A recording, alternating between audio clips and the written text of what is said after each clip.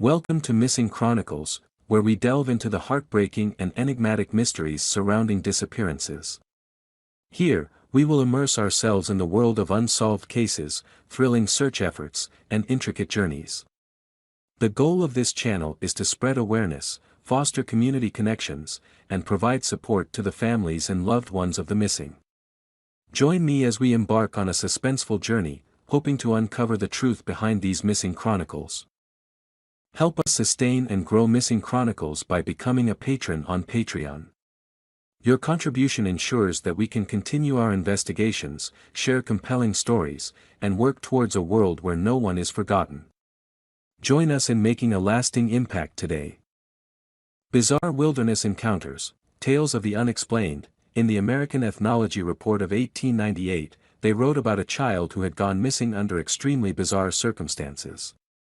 The report tells of a boy about 10 years old who was only called Wofford, and he was practicing archery by a river and some dense woods near his home. He said he was distracted though by the thought of doing some fishing, so he decided to go even further into the woods to the river where he could catch some fish for his mom to cook that night for dinner. He was attempting to make a fish trap out of some nearby stones when suddenly, seemingly out of nowhere in the blink of an eye, a man emerged from the woods and approached him. This stranger, who looked tired and like he could use a break, invited young Wofford to dinner at his house. Being only 10 years old and also because this mysterious stranger seemed perfectly normal and ordinary in every other way besides he had randomly shown up out of nowhere and was inviting a young boy to his home for dinner, the boy accepted his invitation. He followed this man to a nearby house and went inside. He claimed the house was well kept and brightly lit, with more food than he had ever seen before and filled with music, singing, and laughter. He said any fears he may have had completely dissolved when a family friend he had known his whole life had also shown up at the house and ate, danced, and drank along with everyone else. Wofford ate a huge dinner and dessert, played with the family's children, who were all around his age, and after having what he described as a most entertaining time, he ended up falling asleep for the night. He was incredibly comfortable. In the morning, he told the family he had to be going because his family was probably frantic with worry and wondering what happened to him. It was at this point that the strange man who had hosted him the night before took him out along a wide path, which reportedly had an orchard on one side and a cornfield on the other.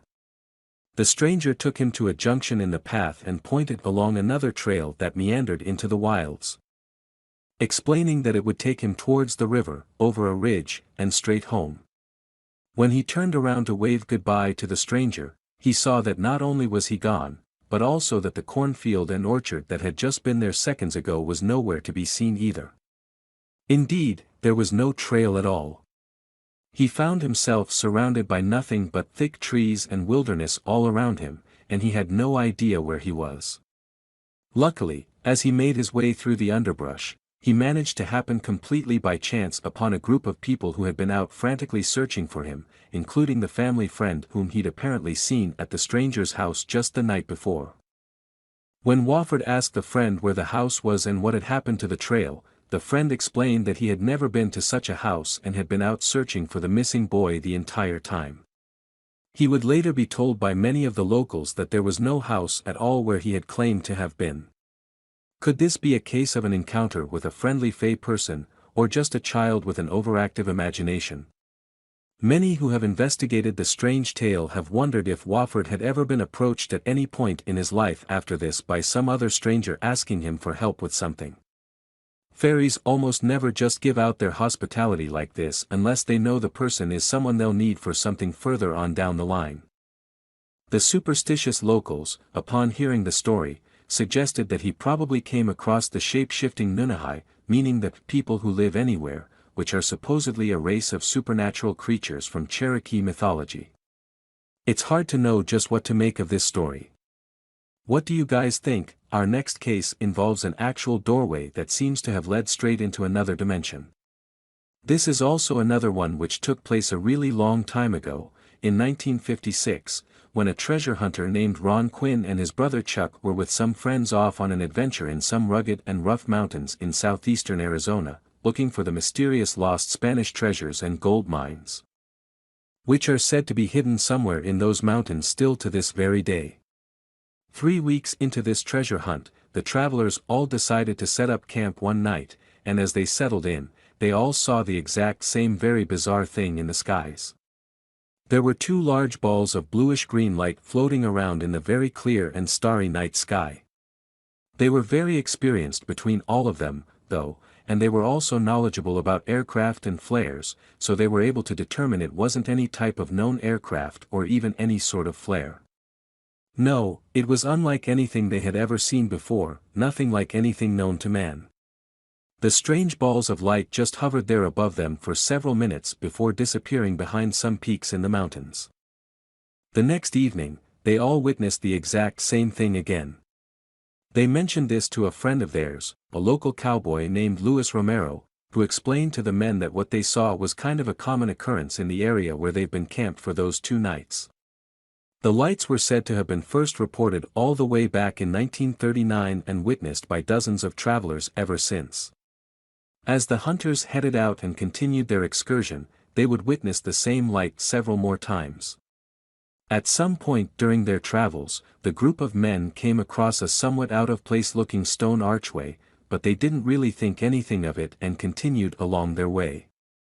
They would speak to a local who was a Native American and also very familiar with the lands and the mountains of the area, whose name is only known to be John, and he explained that this archway had long been surrounded by strange stories and experiences and has come to be called, at least by some of the natives of the area, the doorway to the gods. There were strange tales of the archway shimmering, and rumors that those who entered never came back out. It was also said that if you threw something like a rock into the archway, it wouldn't come back out the other side either. There were also reports of otherworldly figures dressed in strange clothing lurking and wandering about near the archway, who didn't seem to be spirits or ghosts, but who also didn't seem to be human beings either. They made tracks in the gravel when they walked around but didn't cast any shadows and were said to just disappear into thin air when crossing the archway. So just as with the rocks and other objects thrown into the archway, they likewise didn't come back out the other side. Tales of abandoned camps close to the archway and prospectors who never returned when traversing that particular area circulated as well. John himself had his own bizarre experience with it, which he relayed to the men. He said that on a dark and stormy day, he was up in the mountains near this place and decided to peer through it. It was almost exactly the same on the other side as far as scenery went. The sky was cloudless, bright blue, and sunny, so no storm brewing there. However, when he looked around the edges of the doorway, there were once again the storm clouds which threatened to bring back the bad weather. The completely contrasting view scared John, and he laughed and never came back to that specific area of the mountain. Fascinated by what they were hearing, the men decided to go and check this place out for themselves. After all, they knew where it was, as they had just seen it, and they were sure they could find their way back very easily. They managed to locate the strange-looking structure once again. And upon closer inspection, it proved to be surrounded by unusually large deposits of geodes, some of which were broken up with their interiors glittering in the sun. The archway itself was measured as being 7 feet high and 5 feet wide, with columns of andesite 15 inches in diameter, and it stood beside a steep rocky slope. The group decided to test out some of the legends and stories they had just been told and started tossing rocks of all shapes and sizes into the middle of the archway. Much to their disappointment and surprise, the rocks fell boringly to the ground on the other side every single time. In fact, they saw and noticed nothing mysterious or strange whatsoever while investigating this thing and putting some of the legends to the test. Willing to take it a step further, the men all took turns putting their arms through the arch, but again, nothing strange happened, and their limbs went straight through as one would predict they normally would out to the other side. Admittedly, though, not a single one of them was willing to go so far as to step all the way through. They spent about an hour there conducting this type of primitive paranormal investigation but found absolutely nothing to back up the legends that they had been so excited to try and prove right. These guys actually wanted to find something mysterious. They departed after an hour of trying in vain. But a mysterious set of events would take place over the course of the next few days of their trip that would make them think twice about messing with its allegedly sacred place again. A few days later, they decided to go back and collect some of the geodes they had seen there that day when they were experimenting. Two of the men, named Roy and Walt, said they noticed the portal was shimmering. It was as though there was a blaring and blazing heat emanating from it, or at least that was the best way to explain what they had seen. It was as though there was a blaring and blazing heat emanating from it, or at least that was the best way to explain what they had seen. The odd shimmering allegedly only lasted for a few minutes, after which they both said to have experienced a fast-building feeling of pressure in their ears and heads. They took off, terrified of what they had just experienced and of what they felt they might have experienced had they stuck around and not run for their lives. Roy, just like their native friend John, vowed never to go near the doorway again. On another one of their excursions out in these mountains to find the lost treasure, the men came across 3 other treasure hunters who claimed to have their own experiences with this mysterious doorway. They said they had also camped out near what they referred to as the stone portal, and said they were in their tents when what sounded like heavy rains started hitting their tents. Only it was a bright and clear night out. When they peered from their tents, not only was it not raining just then, it hadn't been, and it didn't seem like it was going to. As they looked out, too, they saw small brown pebbles surrounding all of their tents. This is what they were hearing. It seemed to them as though it was these mysterious little pebbles that had been hitting their tents and were soon to be raining down upon them. These pebbles were found to be warm to the touch, and there was no explanation for where they had come from. They seemed to be made out of some kind of iron ore. All of these strange encounters, though only alleged, definitely seemed to point to something very bizarre going on with the strange doorway in the middle of the mountains of Arizona. The strangest thing, though, surrounding all of this was something that would happen years later, long after the men had come across and visited the doorway in the mountains. 4 years later, on October 14, 1973, Chuck Quinn was struck with a strong urge to go and visit the doorway all by himself. This struck completely out of nowhere, as he hadn't thought about this place in years and had almost forgotten about it. He took off on his mission to visit the site one more time. This time alone and driven by an unexplained impulse to do so. He made it up the mountain without incident and had to stop for a breather halfway up the steep slope that led to the doorway.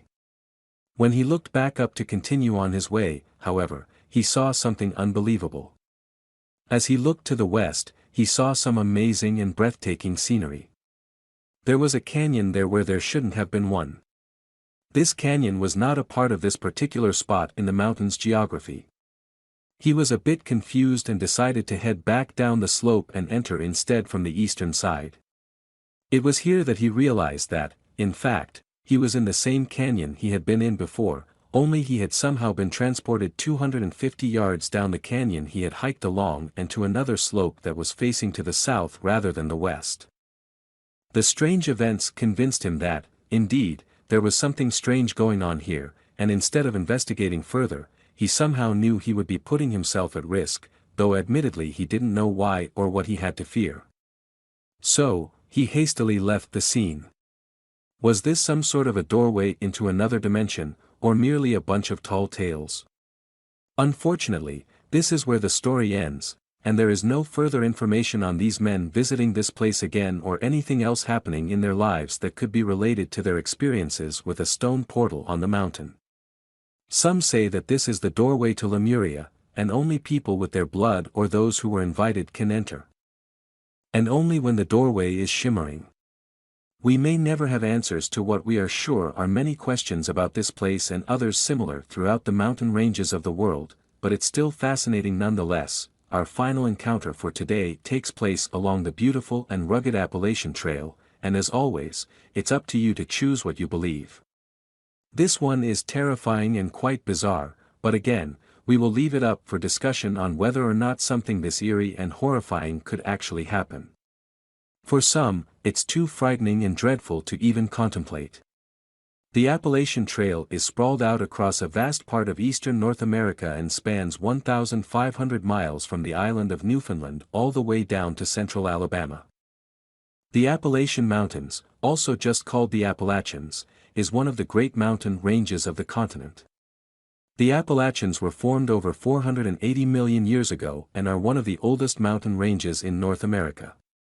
It's almost impossible to believe a place like this isn't plagued with and haunted by many different types of entities, energies, ghosts, spirits, devils, and all things in between, lurking around behind every shadow and around every turn. If you are a believer, then you know that a place this old must be absolutely riddled with paranormal activity. The trail in total is 2,200 miles long and has the longest hiking trail in the entire world, passing through a whopping 14 states. Millions of people hike one part of this trail or another every single year, and we bring to you now just one of the unbelievable and extremely strange tales of the paranormal and the bizarre that have been encountered here throughout the years. In the summer of 2011, a man only called Jeff was backpacking alone along the trail, about 15 miles from Newcastle, Virginia, camping out along the way. The nights got pretty lonely, but even worse than that, he reported that on several nights he camped, he was unable to sleep due to what sounded like footsteps crunching the leaves under someone's foot directly outside of his tent. He said that, along with these phantom footsteps, he heard what sounded like a man with a gravelly voice grumbling and talking to himself. Now, keep in mind he obviously didn't camp at the same place twice and traveled some pretty far distances between the campsites. There was no one he ran into on the trails and nobody around for as far as the eye could see when he made his camp and settled in for the night. He convinced himself he was overtired and just making himself crazy from being alone for so long, and that his mind was just playing tricks on him.